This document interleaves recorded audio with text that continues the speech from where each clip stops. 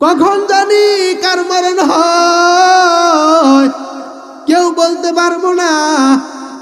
আমরাও চলাফেরার সময় অনেক মানুষ দেখি, এমনও মানুষ মৃত্যুবরণ করে, বাবা দুনিয়ায় জীবিত আছে, সন্তান দুনিয়ায় নাই। আছে না নাই? বড় ভাই দুনিয়া আছে কিন্তু ছোট ভাই নাই। কিন্তু ছোট ভাইও জানতো না যে আমার মরণ হবে, সন্তানও জানতো না বাবার আগে আমার মরণ হবে। এই তো প্রধান বক্তার একটা মুফতি সাব্বির আহমেদ সিরাজের এক জায়গায় একটা প্রোগ্রাম ছিল, মাহফিল। সন্তান মাহফিলের আয়োজন করছে, সন্তান আলেম, বাবা আলেম। মাহফিলে 6 তারিখে সন্তান সব আয়োজন করছে, কিন্তু বাবার আগে সন্তান দুনিয়া থেকে বিদায় নিয়ে চলে গেল। এরে যুবক ভাই, কার কখন মরণ হয় কেউ বলতে পারবো না। মরণের আগে দুনিয়া থেকে যে আমরা কবরে যাব, কবরের ব্যবস্থা করে নিয়ে যাই। দুনিয়ার বাড়ি সাজানোর জন্য কত কষ্ট করি, সন্তানকে ভালো ভালো খাবার, ভালো ভালো জামা, ভালো ভালো পোশাক দেওয়ার জন্য কত কষ্ট করি। এই টাকা ইনকামের ক্ষেত্রে হালাল দেখি না, হারাম দেখি না, সবভাবেই করে দেই, সুদের উপরে দেই। কত খারাপ ভাবে এরকম করি, কিন্তু আমার হিসাব আল্লাহর কাছে আমারই দিতে হবে। আমার হিসাব অন্য কেউ দিবে না। যার যার হিসাব তাড়াতাড়ি দিতে হবে। এই জন্য যুবক ভাই, নামাজ ছাড়া যাবে না। আল্লাহ কয়, তোমরা যদি আমার রহমানের বান্দা হও তাহলে রাত্রকে নামাজের মাধ্যমে জাগরণ করে কাটায় দাও। রহমানের বান্দারা মোবাইল টিপবে না, মোবাইল টিপে টিপে রাত জাগরণ করবে না, টেলিভিশন দেখে জাগরণ করবে না, নাটক সিনেমার দেখে জাগরণ করবে না। রহমানের বান্দারা নামাজের মাধ্যমে জমিনের সিজদায় পড়বে, কুরআন তেলাওয়াত করবে, আর রাত্র জাগরণ করবে, আল্লাহর কাছে দোয়া করবে, আল্লাহ আমাকে ভালো রাখো, আমার সন্তানকে ভালো রাখো, আমার মা বাবাকে তুমি মাফ করে দাও। আল্লাহ কয়, তোরা তো আমার রহমানের বান্দা, তোরা দোয়া করতে দেরি, আমি আল্লাহ সাথে সাথে তোদের দোয়া কবুল করে নিলাম। সুবহানাল্লাহ। আলহামদুলিল্লাহিল্লাযী জাআলাশ শামসা ওয়াল কমারা বিহুসবান والنجم والشجر يسجدان وفضل زمانا على زمان كما فضل مكانا على مكان وإنسانا على إنسان ونشهد أن لا إله إلا الله وحده لا شريك له لا ضد له ولا ند له ولا مثل له ونشهد أن سيدنا وسندنا وحبيب ربنا وطبيبنا وطبيب قلوبنا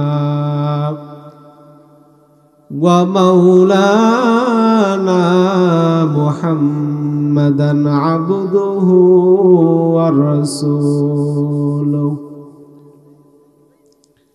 الذي أرسله الله تعالى بالحق بشيرا ونذيرا وداعيا إلى الله بإذنه وسراجا وقمرا منيرا أما بعد فأعوذ بالله من الشيطان الرجيم بسم الله الرحمن الرحمن الرحيم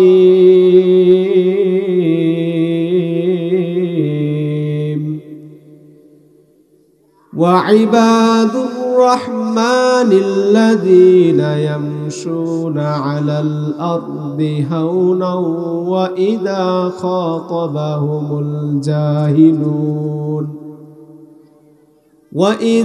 خاطبهم الجاهلون قالوا سلاما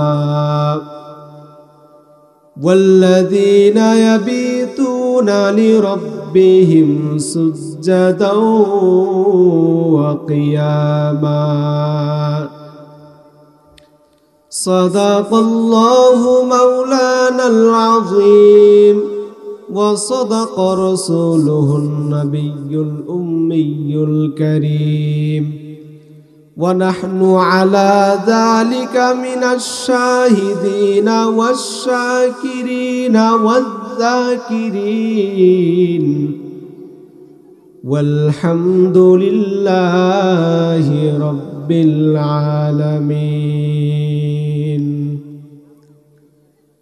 الحمد لمن قدر خيرا وكبالا الحمد لمن قدر خيرا وكبالا والشكر لمن صور حسنا وجمالا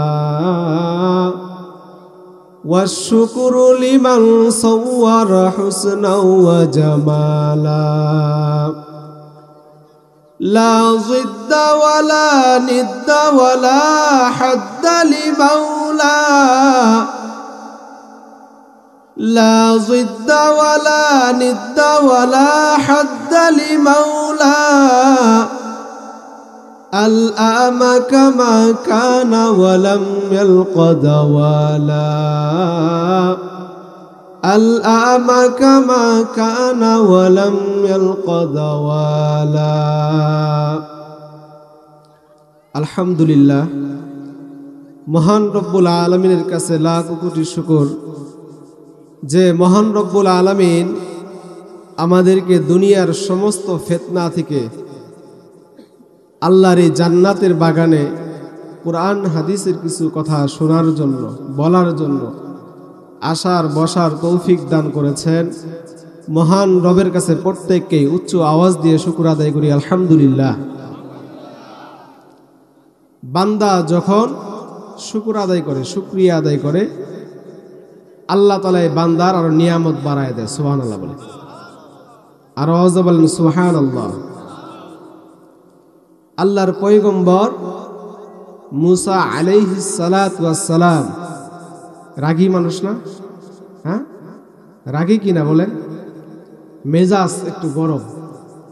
তা আল্লাহর নবী তুর পাহাড়ে যাইতেছে আল্লাহর সাথে কথা বলার জন্য। কার সাথে কথা বলতে যায়? হ্যাঁ, একটু আওয়াজ দিয়ে বলেন কার সাথে? আল্লাহর সাথে কথা বলতে যায়। যাওয়ার পথে দেখে একটা হরিণ। মুসা আলাইহিস সালাতু ওয়াস সালাম তার সামনে হরিণ পড়ছে। তো ভাবতেছে হরিণ মনে হয় মুসা নবীকে দেখে নাই। পরে গলা দিছে হরিণকে বুঝানোর জন্য যে মুসা নবী আসতেছে, তুমি সরে যাও। সুবহানাল্লাহ বলে। হরিণ পয়গম্বরের গলার শুনে আরো সামনে আগায় আসছে। সুবহানাল্লাহ। পরে বলতেছে তুমি কি জন্য সামনে আসছো? পরে হরিণকে এই কথা বলার পর হরিণ বলতেছে পয়গম্বর আপনার তো আরো আগে আসার কথা, এই কতক্ষণ ধরে আপনার জন্য অপেক্ষা করতেছি। কেন? যে আমার এই যে বাচ্চাগুলো আছে বা আমার যে আরো এই ছেলে মেয়ে তারা যে আছে, এই এলাকায় বৃষ্টি হচ্ছে না। বৃষ্টি না হতে পানি খাওয়াইতে পারতেছি না, আমরা পানি খাইতে পারতেছি না। পানি না খাইতে খাইতে আমাদের যে আমরা যারা মা, আমাদের দুধ আসতেছে না। পরে পয়গম্বরকে হরিণ বলতেছে আপনি একটু যায়া আল্লাহর কাছে বলবেন আল্লাহ বৃষ্টি কবে দেয়। পয়গম্বর মুসা আলাইহিস সালাতু ওয়াস সালাম তুর পাহাড়ে গেলেন আল্লাহর সাথে কথা বলার জন্য। আল্লাহর সাথে কথা বলতেছে যে পয়গম্বর তুমি কেন আসছো? পরে পয়গম্বর বলতেছে আল্লাহ ওই জায়গায় আপনি তো বৃষ্টি দিচ্ছেন না, পশু পাখি তাদের খুব কষ্ট হইতেছে, বৃষ্টি দিবেন কবে? আল্লাহ বলতেছে বৃষ্টি দিব। কবে দিবা এটা কও? ভালোবাসার টানে বলতেছে। সুবহানাল্লাহ বলেন। যে যাকে মহব্বত করে, স্ত্রী যদি জামাইকে বলে স্বামী আমার জন্য একটা জামা কাপড় কিনে নিয়ে আসবা, স্বামী যখন বলে আচ্ছা নিয়ে আসবো, মহব্বতে স্ত্রী আবার বলে কবে নিয়ে আসবা বলো, বলে কিনা?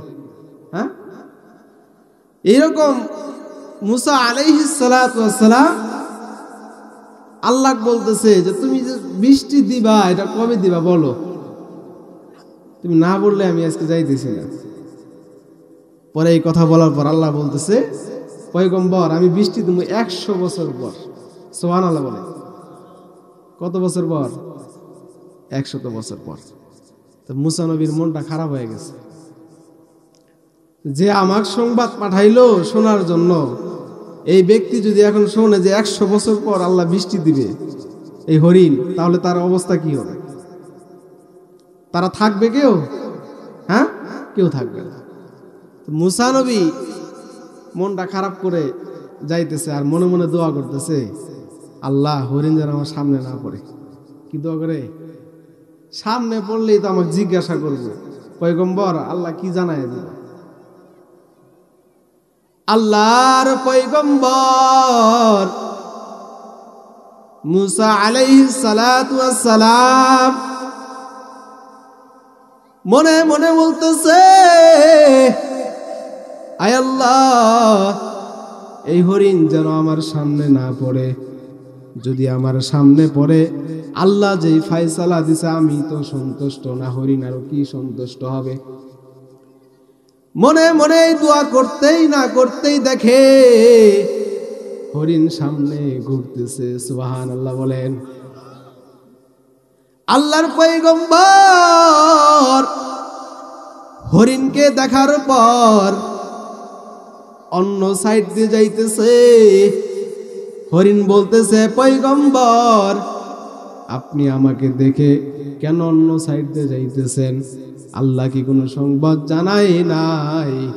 পয়গম্বর কয় আল্লাহ সংবাদ জানাইছে। কয় কি সংবাদ জানাইলো? কয় তোমাকে বললে তুমি খুশি থাকবা না, কারণ আল্লাহ যে সংবাদ জানাইছে এটার প্রতি আমি সন্তুষ্ট না, আমারই মেজাজ গরম। তোমাকে যদি বলি তোমার আরো খারাপ লাগবো। হরিণ বলতেছে পয়গম্বর আল্লাহ কি জানাইছে জানায়া দেন।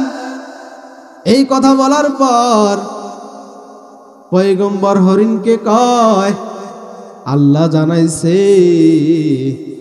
100 বছর পর বৃষ্টি দিবে। হরিণ শোনার সাথে সাথে বলতেছে আলহামদুলিল্লাহ। কি বলতেছে? আলহামদুলিল্লাহ। হরিণের জবানে কথা বলার শক্তি কে দিছে? সবাই আজ তো বলেন কে দিছে? আল্লাহ দিছে। হরিণ বলতেছে আলহামদুলিল্লাহ। আলহামদুলিল্লাহ যখন বলছে মুসা নবী আরো রাগ পাইছে, তুই যে আলহামদুলিল্লাহ বললি কোনো কিছু বুঝা কইছিস নাকি না বুঝা কইছিস? হ্যাঁ, 100 বছরে তুই থাকবি না, তোর পোলা থাকবো না, তোর নাতি থাকবো, কে থাকবো?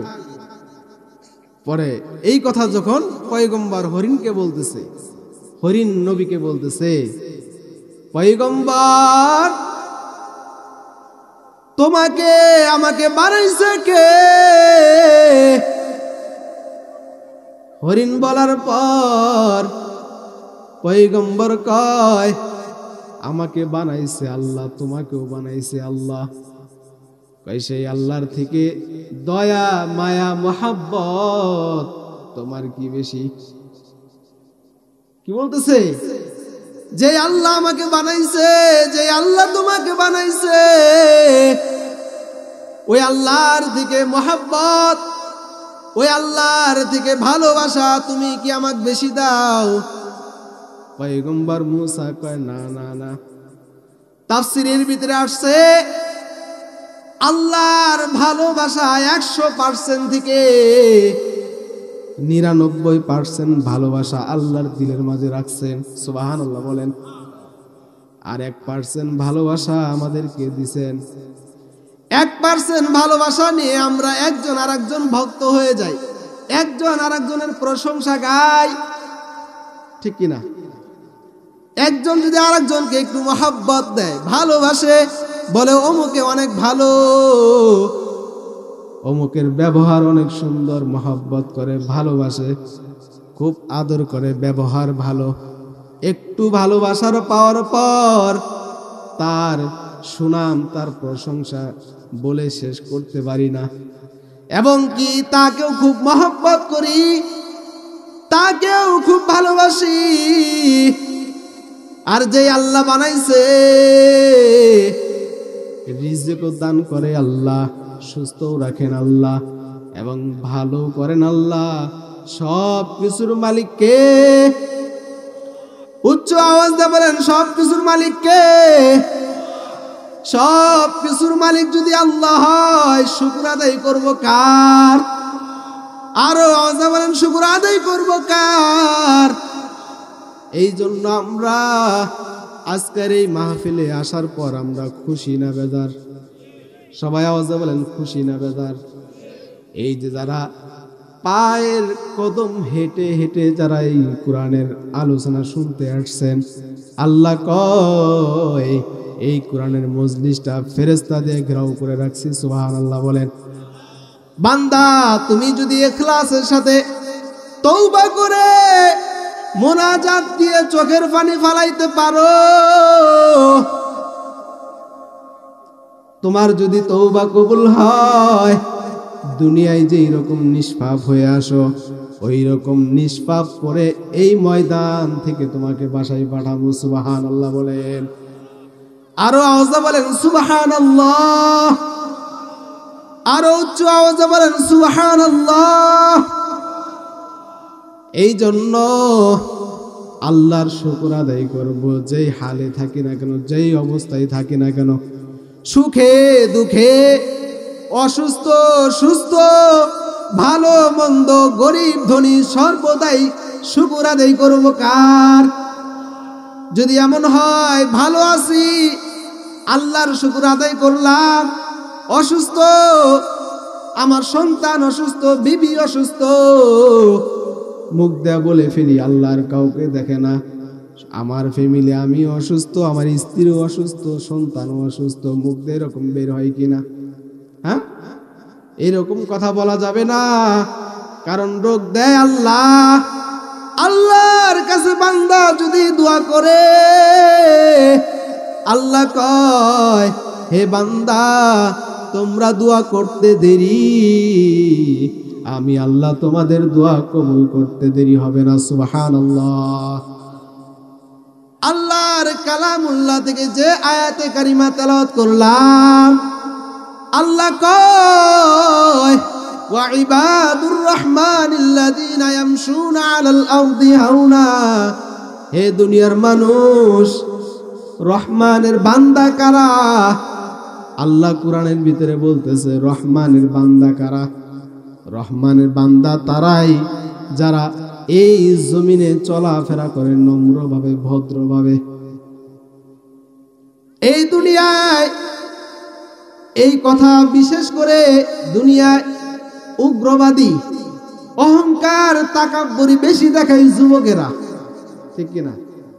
যুবকদের শক্তি অনেক, দুনিয়ায় জমিনে চলাফেরা করে একটা দিলের ভিতরে ভাব থাকে, অহংকার থাকে।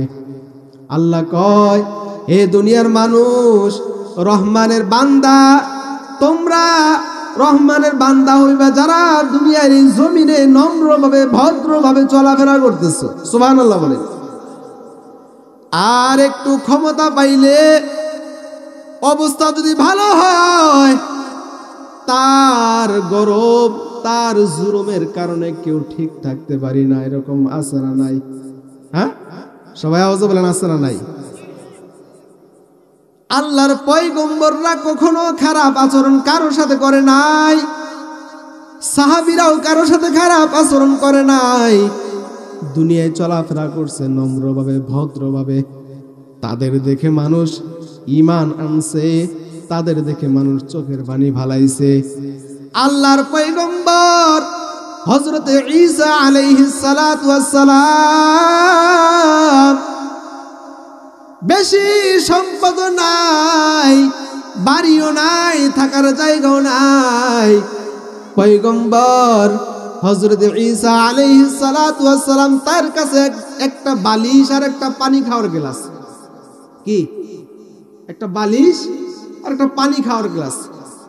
আল্লাহর পয়গম্বর রাস্তা দিয়ে যাইতেছে, এরে যুবক ভাই, এই যে একটা বালিশ নিয়ে আর একটা পানি খাওয়ার গ্লাস নিয়ে আল্লাহর পয়গম্বর ঈসা আলাইহিস সালাতু ওয়াস সালাম যাইতেছে।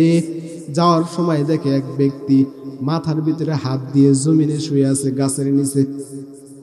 আল্লাহর পয়গম্বর ওই ব্যক্তিকে ডাক দিল, হে ভাই, তুমি যে মাথার নিচে হাত দিয়ে শুয়ে আছো, বালিশ ছাড়া যে শুয়ে থাকা যায় এটা আমার ওরকম খেয়াল ছিল না। আজকে তোমাকে দেখলাম বালিশ ছাড়া তুমি শুইতে পারো, অতএব আমার কাছে যেই বালিশ আছে আল্লাহর হস্তে এই বালিশটা আমি একজন গরিবকে দান করে দিলাম। সুবহানাল্লাহ বলেন, আরো বলেন সুবহানাল্লাহ। আল্লাহর পয়গম্বর বালিশটা একজনকে দান করে দেয়। এরপর আবার যাইতেছে, যাওয়ার পর দেখে একজন নদী থেকে পানি উঠায় খাইতেছে চুল দিয়ে। আল্লাহর পয়গম্বর তার হাতে একটা পানির গ্লাস, এই পানির মগ দেখতেছে, পানির মগ ছাড়াও পানি খাওয়া যায়, তাহলে আমার পানি খাওয়ার মগটাও আমি একজনকে দান করে দিলাম। সুবহানাল্লাহ বলেন।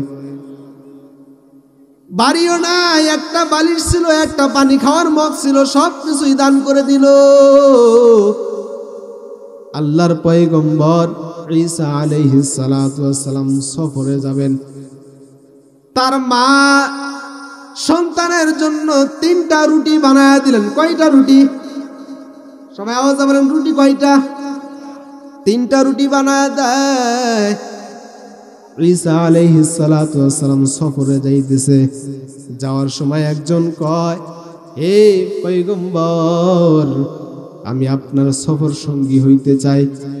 আল্লাহর পয়গম্বর কয়, কোনো সমস্যা নাই, তোমাকে আমার সফর সঙ্গী হিসাবে নিয়ে যাব। দুইজন মিলে রওনা দেয়। রওনা দেওয়ার পরে কিছুক্ষণ যাওয়ার পর ক্ষুধা লাগে। ক্ষুধা লাগার পর সফর সঙ্গী একটা রুটি খায়, আর একটা রুটি ঈসা আলাইহিস সালাতু ওয়াস সালাম খায়। বাকি থাকে কয়টা? হ্যাঁ, রুটি মোট কয়টা ছিল? 3টা রুটি ছিল। একটা পয়গম্বর খায়, দ্বিতীয়টা সফর সঙ্গী খায়, তৃতীয় নাম্বার যে রুটি সেটা ব্যাগের ভিতরে রেখে দেয়। সফর সঙ্গীকে বলতেছে, এটা রাখো, পরে সামনে যায় খাবো।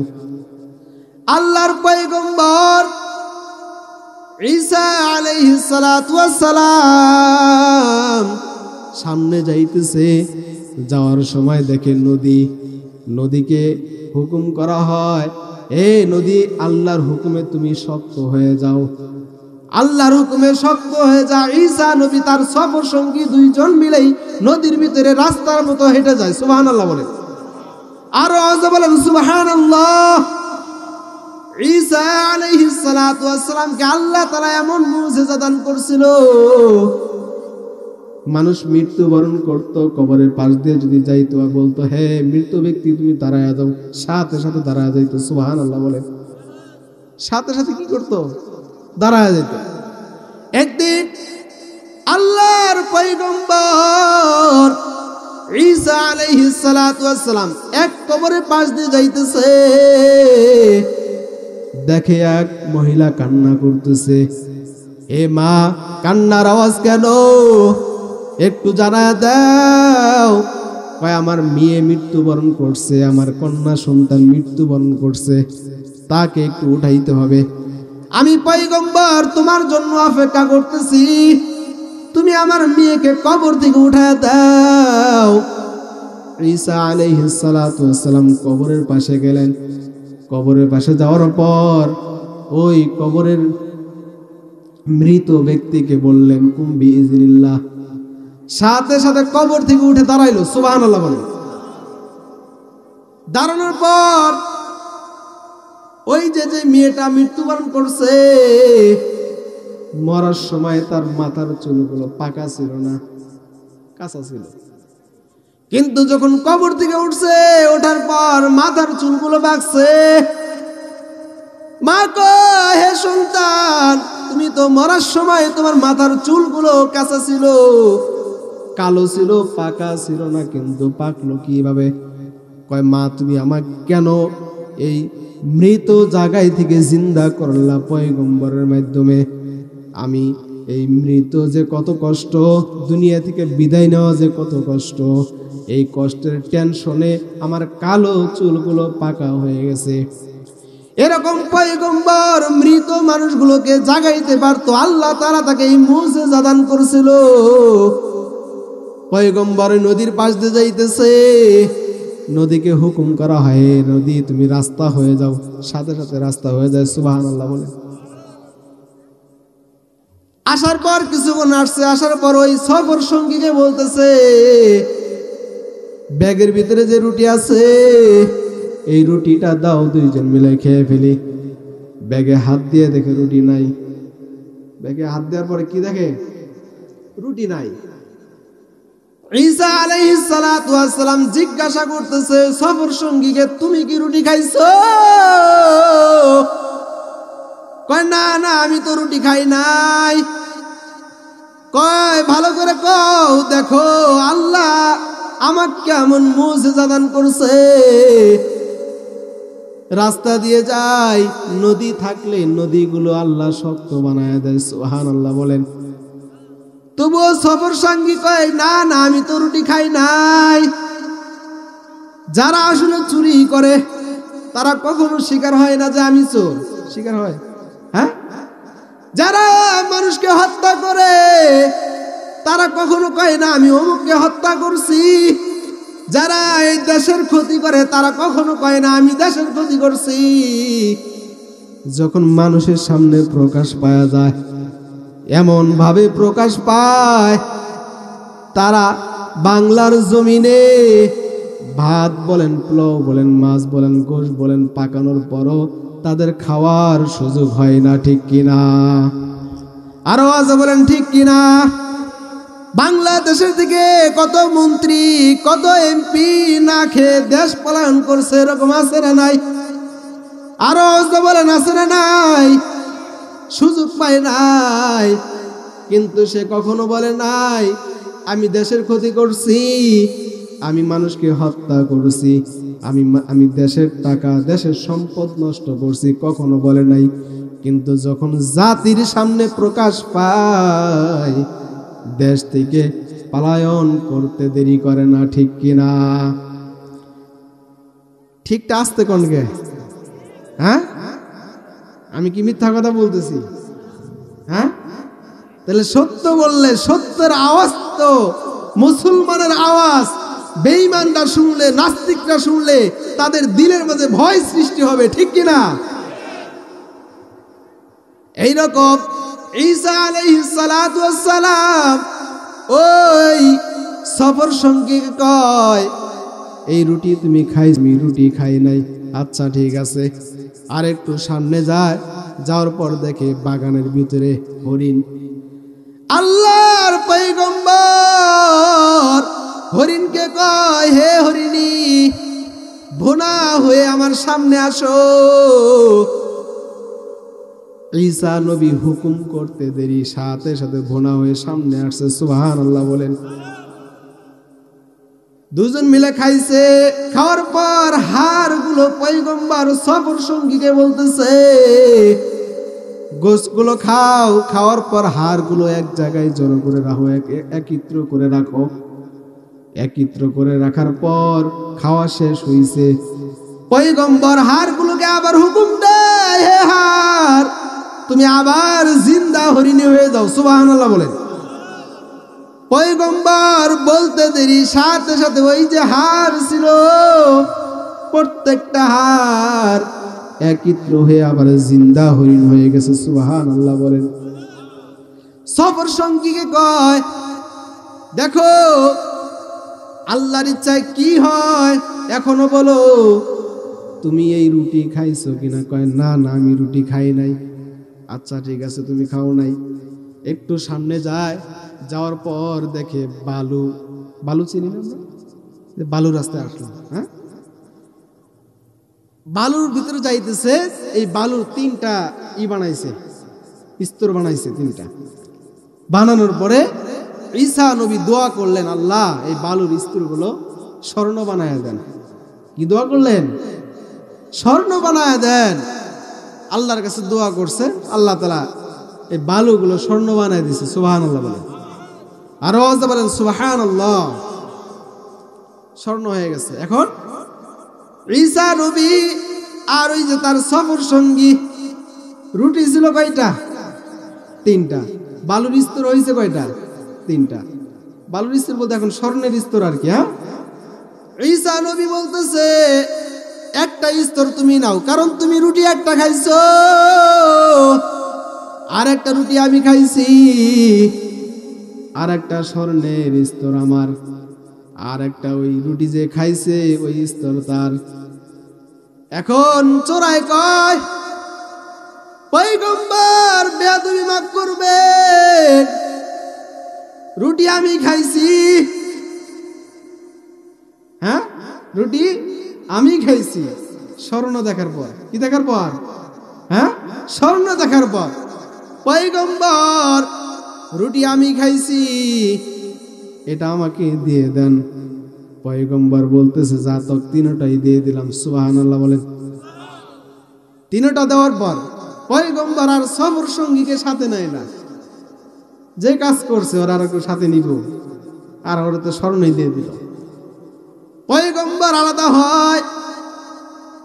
পয়গম্বর যাওয়ার পর ওই যে সফর সঙ্গী স্বর্ণের স্তরগুলো নিয়ে সামনে বসে আছে। কিছুক্ষণ পরেই দেখে ডাকাতের দল সামনে আসছে। ডাকাতের দল আসার পর বলতেছে, এখান থেকে আমাদের 2 ভাগ দিয়ে দাও, আর 1 ভাগ তুমি রাখো। এখনো চিন্তা করতেছে 2 ভাগ যদি তাদেরকে দেই তাহলে 1 ভাগ দিয়ে কি করবো, যার জন্য এত কিছু করলাম। পরে বুদ্ধি করে ডাকাতরা আসছে। ডাকাতরা বলতেছে আমাদের ক্ষুধা লাগছে, নাস্তা নিয়ে আসো। ক্ষুধা লাগছে, কি নিয়ে আসো? নাস্তা নিয়ে আসো আমার জন্য, আমাদের জন্য। ডাকাতের দলেরা এই কথা বলার পর চোরে কয়, যেই নাস্তা নিয়ে আসবো সেই নাস্তার ভিতরে বিষ মিশাইয়া দিব। চোরার কি বুদ্ধি, যে নাস্তা নিয়ে আসবে ওই নাস্তার ভিতরে কি দিবে? বিষ দিবে। ডাকাতরাও বুদ্ধি করতেছে তোর নাস্তা আনতে দেরি, নাস্তা আমাদের দিবে, আর তোকে সাথে সাথে হত্যা করবো। চোরার নিয়ত তাদেরকে মারবে, আর তাদের নিয়ত চোরাকে মারবে। চোরায় নাস্তা নিয়ে আসছে, আনার পর ডাকাত দলদেরকে নাস্তা দিছে।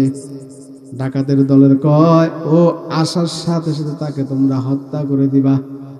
আসছে, আসার সাথে সাথে হত্যা করছে। এবং যেই নাস্তা নিয়ে আসছে নাস্তার ভিতরে বিষ মিশ্রিত ছিল। ডাকাতের দলগুলো খেয়ে তারাও মৃত্যুবরণ করলো। এই জন্য লোভে পাপ, পাপে কি? লোভে পাপ, পাপে মৃত্যু। এই দুনিয়ার অহংকার, দুনিয়ার তাকাব্বুরি, দুনিয়ার ক্ষমতা চিরকাল থাকে না। সম্পদ দুনিয়ায় চিরকাল থাকবে না। এই জন্য যুবক ভাই, এই আজকের যেই একটা সুযোগ, এদিক সেদিক ঘোরাফেরা না করে ওয়াজের ময়দানে সামনে এসে বসলে আল্লাহ ক্ষতি করবে না, লাভবান বানায় দিবে। সুবহানাল্লাহ বলেন। এই জন্য এই দুনিয়ায় চলাফেরা করব নম্রভাবে, ভদ্রভাবে। মানুষ দেখলে বলবে ছেলেটা ভদ্র, এটা মানুষ বলবে। আর আল্লাহ বলবে এই মানুষগুলো আমার রহমানের বান্দা। সুবহানাল্লাহ বলেন। প্রথম নাম্বার, ওয়া ইবাদুর রহমানিল্লাযীনা ইয়ামশুনা আলাল আরদি হাওনা ওয়া ইযা খাতাবাহুমুল জাহিলুনা ক্বালু সালামা। ওই যে ব্যক্তিগুলো নম্রভাবে ভদ্রভাবে চলার পরও তাদের সামনে কোনো মূর্খ মানুষ গালাগালি করে অথবা তাদের সাথে খারাপ ব্যবহার করে, নম্র ভদ্র মানুষগুলো তাদের জবাব দেয় না। জবাবে বলে ক্বালু সালামা, আসসালামু আলাইকুম ওয়া রাহমাতুল্লাহ বলে দূরে সরে যায়। আল্লাহ ওই ব্যক্তিদেরকেই বলে তোমরা আমার রহমানের বান্দা। সুবহানাল্লাহ। এই জন্য রহমানের বান্দা হওয়ার জন্য প্রথম নাম্বার কি হতে হবে? নম্র ভদ্র। জমিনে চলবো নম্র ভদ্রভাবে, মাথা নিচু দিকে দিয়ে চলবো। উগ্রতা দেখাবো না, বদমেজাজি দেখাবো না। এই উগ্রতা বদমেজাজি আল্লাহ দুনিয়ায় ভালো দেখে না। যারা যত বিনয়ী হয় আল্লাহ তাদেরকে তত সম্মানী, তত ইজ্জতওয়ালা বানায় দেয়। সুবহানাল্লাহ। দ্বিতীয় নাম্বার আল্লাহ কয় ওয়াল্লাযীনা ইয়াবিতুনা লিরাব্বিহিম সুজদাও ওয়া কিয়ামা। দ্বিতীয় নাম্বার, রহমানের বান্দারা রাত জাগরণ করেন নামাজের মাধ্যমে। সুবহানাল্লাহ বলেন। আর আমরা রাত জাগরণ করি টেলিভিশন মোবাইলের মাধ্যমে। এলাকায় না থাকতে পারে, অন্য অন্য জেলায় আছে। হ্যাঁ, আপনাদের এলাকায় আছে। হ্যাঁ, আল্লাহ কয় হে দুনিয়ার মানুষ, তাহাজ্জুদের নামাজ আদায় করবা। রাত্রটা তোমরা নামাজের মাধ্যমে কাটায়া দিবা। আর নামাজের মাধ্যমে যদি কাটায়া দিতে পারো তাহলে তোমরা রহমানের বান্দা হয়ে যাইবা। সুবহানাল্লাহ বলেন। আরো আওয়াজ দিয়ে বলেন সুবহানাল্লাহ। তাহাজ্জুদ তো দূরের কথা, আমরা তো ফজরের নামাজও পড়তে পারি না। সারা রাত মোবাইল দেখতে দেখতে দেখতে রাত যখন 2টা 3টা বাজে, যুবকরা কয় এখন ঘুমাই। 1টা পর্যন্ত 2টা পর্যন্ত মোবাইল দেখলো, কোনো লাভ নাই। শরীরের ক্ষতি, চোখের ক্ষতি এবং গুনাহ তো হইতেছে। আল্লাহ চক্ষু বানাইছে, জবান দিছে, কান দিছে, প্রত্যেকটা জিনিসের হিসাব আছে না নাই? প্রত্যেকটা জিনিসের হিসাব আছে না নাই? দুনিয়ার মানুষ মনে করে যে রাতের অন্ধকারে গুনাহ করলে বাবা নাই পাশে, মা নাই পাশে, কেউ নাই, কেউ নাই, কেউ দেখবে না। আল্লাহ কয় এই দুনিয়ার ভিতরে আমার সৃষ্টি করা মানুষ ক্যামেরা বানায়, মোবাইল বানায়, সেগুলো দিয়ে ভিডিও হয়, রেকর্ড হয়, সব কিছু প্রমাণ বের হয়। বাংলাদেশের বাহির থেকে কেউ যদি কথা বলে ফুরুত করে বাংলাদেশে ঢুকবো, আরো কত কথা কয়, বলতে দেরি হয়, বাংলাদেশে প্রকাশ্য হইতে দেরি হয় না, ঠিক কিনা? এটা আল্লাহর দেওয়া সৃষ্টির মানুষ বানায়। আমার আল্লাহ কয় হে বান্দা, তোমরা জবান দিয়ে কথা বলবা, চক্ষু দিয়ে গুনার কাজ করবা, কান দিয়ে গুনার কাজ করবা। প্রত্যেকটা জিনিস ভিডিও করা হয়, রেকর্ডও করা হয়। এই জন্য যুবক ভাই, আমরা কানের ভিতরে হেডফোন লাগায় ঘুমায়া যাই, কখন জানি কার মরণ হয় কেউ বলতে পারবো না। আমরাও চলাফেরার সময় অনেক মানুষ দেখি, এমনও মানুষ মৃত্যুবরণ করে, বাবা দুনিয়ায় জীবিত আছে, সন্তান দুনিয়ায় নাই। আছে না নাই? বড় ভাই দুনিয়া আছে কিন্তু ছোট ভাই নাই। কিন্তু ছোট ভাইও জানতো না যে আমার মরণ হবে, সন্তানও জানতো না বাবার আগে আমার মরণ হবে। এই তো প্রধান বক্তার একটা মুফতি সাব্বির আহমেদ সিরাজের এক জায়গায় একটা প্রোগ্রাম ছিল, মাহফিল। সন্তান মাহফিলের আয়োজন করছে, সন্তান আলেম, বাবা আলেম। মাহফিলে 6 তারিখে সন্তান সব আয়োজন করছে, কিন্তু বাবার আগে সন্তান দুনিয়া থেকে বিদায় নিয়ে চলে গেল। এরে যুবক ভাই, কার কখন মরণ হয় কেউ বলতে পারবো না। মরণের আগে দুনিয়া থেকে যে আমরা কবরে যাব, কবরের ব্যবস্থা করে নিয়ে যাই। দুনিয়ার বাড়ি সাজানোর জন্য কত কষ্ট করি, সন্তানকে ভালো ভালো খাবার, ভালো ভালো জামা, ভালো ভালো পোশাক দেওয়ার জন্য কত কষ্ট করি। এই টাকা ইনকামের ক্ষেত্রে হালাল দেখি না, হারাম দেখি না, সবভাবেই করে দেই, সুদের উপরে দেই। কত খারাপ ভাবে এরকম করি, কিন্তু আমার হিসাব আল্লাহর কাছে আমারই দিতে হবে। আমার হিসাব অন্য কেউ দিবে না। যার যার হিসাব তাড়াতাড়ি দিতে হবে। এই জন্য যুবক ভাই, নামাজ ছাড়া যাবে না। আল্লাহ কয়, তোমরা যদি আমার রহমানের বান্দা হও, তাহলে রাত্রকে নামাজের মাধ্যমে জাগরণ করে কাটায় দাও। রহমানের বান্দারা মোবাইল টিপবে না, মোবাইল টিপে টিপে রাত জাগরণ করবে না, টেলিভিশন দেখে জাগরণ করবে না, নাটক সিনেমার দেখে জাগরণ করবে না। রহমানের বান্দারা নামাজের মাধ্যমে জমিনের সিজদায় পড়বে, কুরআন তেলাওয়াত করবে, আর রাত্র জাগরণ করবে। আল্লাহর কাছে দোয়া করবে, আল্লাহ আমাকে ভালো রাখো, আমার সন্তানকে ভালো রাখো, আমার মা বাবাকে তুমি মাফ করে দাও। আল্লাহ কয়, তোরা তো আমার রহমানের বান্দা, তোরা দোয়া করতে দেরি, আমি আল্লাহ সাথে সাথে তোদের দোয়া কবুল করে নিলাম। সুবহানাল্লাহ। রাত্র কি করি? টেলিভিশন দেখে, মোবাইল দেখে সময় কাটায় দেই। ছেলেকে, মেয়েকে, স্ত্রীকে টাচ ফোন কিনে দেই, টেলিভিশন ঘরের ভিতরে কিনে দেই। ফোনের নাম হাওয়াই। ফোনের নাম কি? হ্যাঁ, বাসায় আবার ফিট করে দেয় ওয়াইফাই। বউ কয়, আমি আর আগের মতো সাধারণ নাই, আমিও হয়ে গেলাম হাইফাই। কি বলে? আমিও হয়ে গেলাম কি? হাইফাই। আরে কেমন হাইফাই? মোবাইল কিনা দিছো, তুমি তো প্রবাস থাকো, তুমি তো অমুক জায়গায় থাকো, তমুক জায়গায় ডিউটি করো, কাজ করো। আমি মোবাইলে ফেসবুক নামাইলাম, মেসেঞ্জার নামাইলাম, টিকটক নামাইলাম, আর কত কি নামাইলাম। নামায়া মোবাইলে দেখা যায়, নেট ফেসবুকে ভাইরাল হয় যে এক মেয়ের স্বামী 2টা পর্যন্ত থাকে। বাংলাদেশে আছে না নাই? আছে না নাই? এটা মোবাইলের গজবের কারণে, টেলিভিশনের গজবের কারণে। ওরে পর্দার আড়ালের মা, ভালো করে শুনে নাও।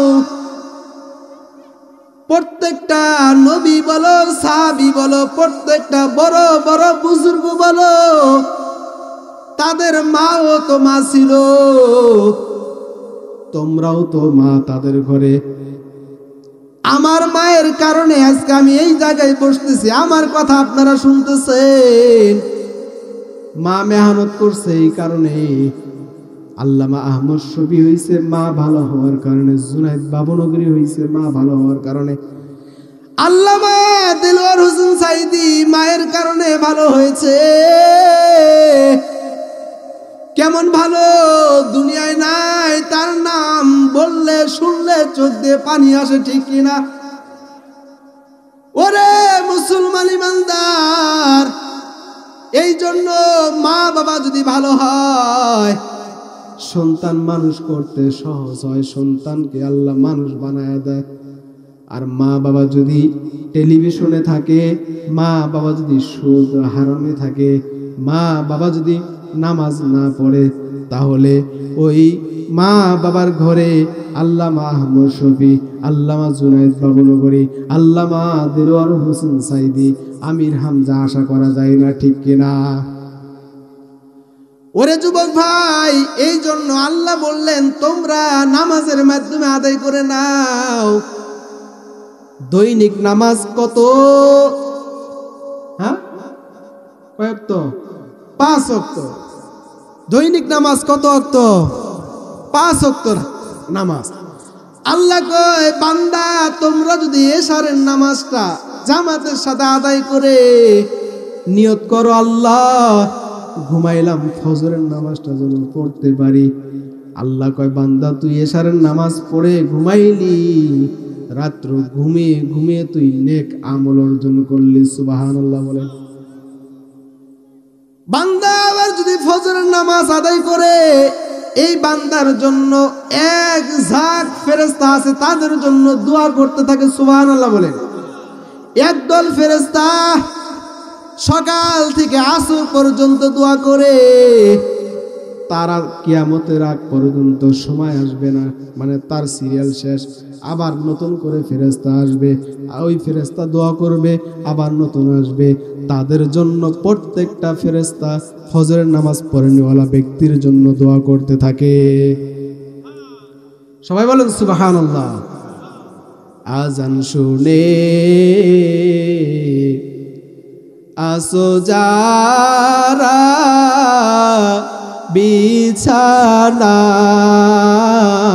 বিছানায়, তাদের জন্যে কান্দেন নবী মদিনায়, তাদের জন্যে কান্দেন নবী মদিনায়। সেই নবীর জন্যে কি মায়া লাগে না, সেই নবীর জন্যে কি মায়া লাগে না। হায়রে উম্মত নামাজ কেনে পড়না, হায়রে মুমিন নামাজ কেনে পড়না। আজান শুনে আছো যারা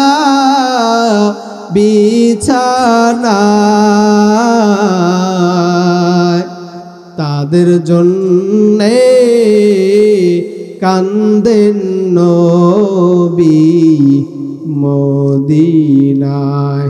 নামাজ পড়বো তো ইনশাআল্লাহ।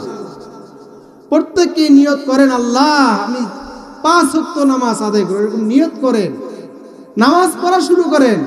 নামাজ পড়লে সংসারে শান্তি আসবে, চেহারার ভিতরে নূর হবে, অশান্তি হবে না। দুনিয়া আখিরাত দুই জায়গায় আপনার শান্তির ব্যবস্থা আল্লাহ করে দিবেন। সুবহানাল্লাহ বলেন। 2 নাম্বার, বান্দা রাত্র তাহাজ্জুদের নামাজ আদায় করে কাটায় দিবে। 3 নাম্বার, ওয়াল্লাযীনা ইয়াকুলুনা রাব্বানা ইসরিফ আন্না আযাবা জাহান্নাম। আল্লাহ কো এ দুনিয়ার মানুষ রহমানের বান্দা তারা যারা জাহান্নাম থেকে বাঁচার জন্য দোয়া করে, আল্লাহর কাছে কয় আল্লাহ জাহান্নাম থেকে মুক্তি দাও, জাহান্নাম থেকে মুক্তি দাও। আল্লাহর কাছে দোয়া করতে থাকে, জাহান্নাম থেকে বাঁচার জন্য দোয়া করতে থাকে। সুবহানাল্লাহ বলে। এরে মুমিন, জাহান্নাম থেকে বাঁচার জন্য আল্লাহর কাছে যদি দোয়া করতে পারি আল্লাহ তাআলা মাফ করে দিবেন। এই জন্য সকাল সন্ধ্যা আল্লাহুম্মা আজিরনি মিনান নার, আল্লাহুম্মা আজিরনি মিনান নার 7 বার, সকাল 7 বার, সন্ধ্যায় 7 বার পড়ব। বলেন আল্লাহুম্মা আজিরনি মিনান নার। আবার বলেন আল্লাহুম্মা আজিরনি মিনান নার। ওয়াল্লাযীনা ইয়াকুলুনা রাব্বানা ইসরিফ আন্না আযাবা জাহান্নাম। 3 নাম্বার, মানুষগুলো আল্লাহর কাছে দোয়া করবে জাহান্নাম থেকে বাঁচার জন্য। আয় আল্লাহ জাহান্নাম থেকে মুক্তি দাও, কারণ ওই জাহান্নামের ভয়ঙ্কর দিন আমি সহ্য করতে পারবো না। ওই ভয়ঙ্করের কঠিন তাপমাত্রা সহ্য করতে পারবো না, আয় আল্লাহ আমাকে মুক্তি দাও। 4 নাম্বার গুণের মানুষকে আল্লাহ বলতেছে ওয়াল্লাযীনা ইযা লাম ইসরিফু ওয়া লাম ইয়াকতুরু ওয়া কানা বাইনা যালিকা কওয়ামা। এরে দুনিয়ার মানুষ, 4 নাম্বার ব্যক্তি তারা বেশিও খরচ করে না, কমও খরচ করে না। আল্লাহর নবী রাহমাতুল লিল আলামিনের কাছে একজন ফকির যায় বলতেছে, হে পয়গম্বর, আপনার গায়ের জামাটা আমাকে একটু দিয়ে দেন। আল্লাহর পয়গম্বর শোনার সাথে সাথে গায়ের জামাটা খুলে দিয়েছে। সুবহানাল্লাহ বলেন। দেওয়ার পর আল্লাহর পয়গম্বর হুজরার ভিতরে চলে গেছে।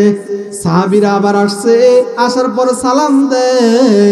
সালাম দেওয়ার পর লজ্জার কারণে আসতে পারে না, কারণ গায়ে কোনো জামা নাই। একটা জামা ছিল, একটা জামাই দান করে দিছে। আল্লাহ কুরআনের আয়াতে কয়, হে পয়গম্বর, বেশিও খরচ করবেন না, আবার কমও দিবেন না, কারণ আপনার জামা একটা আছে, একটা দিয়ে এখন আপনি চলতে পারেন না।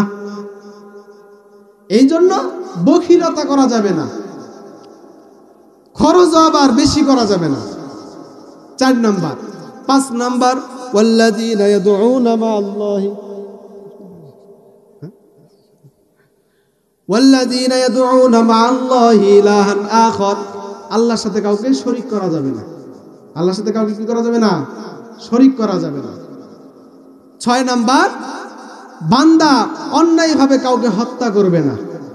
অন্যায়ভাবে কাউকে কি করবে না?